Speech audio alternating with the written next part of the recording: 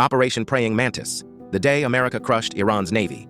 The U.S. versus retaliation, the largest naval battle since World War II. You're aboard a U.S. Navy destroyer, staring down radar screens. Missiles are armed, F-14s scream overhead. The order is clear, fire at will.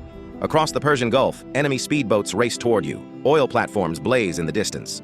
This isn't training. This is a one-day war, America's lightning response to a hidden mine that nearly killed your crew. You're not just defending freedom, you're delivering a message. You hit us once, we hit back harder. April 14, 1988. The USS Samuel B. a guided missile frigate, strikes an Iranian mine in the Persian Gulf, nearly breaking in half. Tensions are already sky-high. Iran had been harassing neutral ships during the Iran-Iraq War.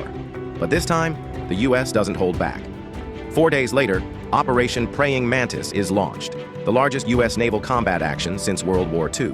Its goal: destroy Iranian military capabilities, assert freedom of navigation, and restore deterrence in a region on edge.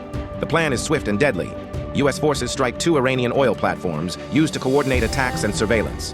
SEALs and Marines board the platforms, retrieve intel, and blow them sky-high. Meanwhile, Iran scrambles to retaliate.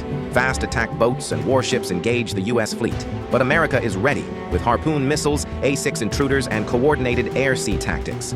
A deadly game of naval chess begins. The Iranian frigate Sahand locks onto a U.S. jet. Seconds later, it's obliterated by a barrage of missiles and bombs. Another ship, the Sabalan, fires first, but is hit and left burning, dead in the water.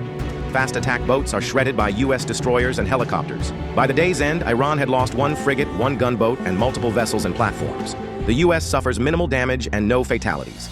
In just hours, the tide of power in the Gulf changes. Operation Praying Mantis sends a clear message. The U.S. Navy can and will fight modern wars with precision, speed, and overwhelming force.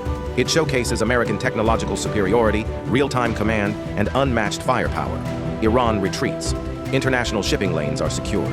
And a new doctrine emerges: limited, high-impact operations to enforce global rules without full-scale war. It's studied in military academies around the world to this day. You fired the missiles. You saw the platforms go up in flames. You watched a one-day battle reshape the balance of power in the Persian Gulf. It wasn't a war, it was a warning. And it worked. Now ask yourself, when provoked, how do you strike back, with restraint or with thunder? If you believe the lessons of modern conflict are worth remembering, like, share, and subscribe.